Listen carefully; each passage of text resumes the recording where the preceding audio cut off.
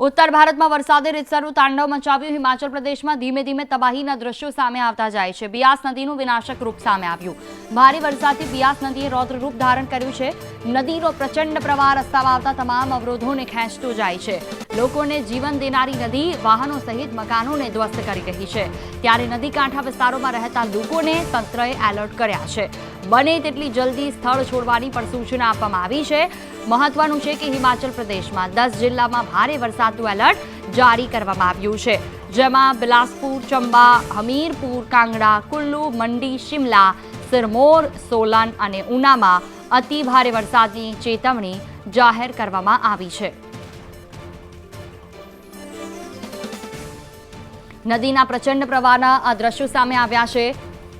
વધુ વરસાદને કારણે જળપ્રવાહમાં વધારો થયો। આ સાથે આસપાસના ગામડાઓને પણ એલર્ટ કરવામાં આવ્યા છે અને હજી પણ ભારે વરસાદની આગાહી કરવામાં આવી છે। ઉત્તરાખંડમાં વરસેલો વરસાદ જેની સીધી અસર ઉપરથી લઈને હરિદ્વાર સુધી સીધી રીતે દેખાઈ રહી છે।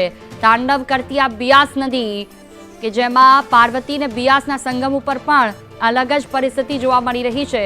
નદીના પ્રચંડ પ્રવાહના આ દ્રશ્યો પણ સામે આવ્યા।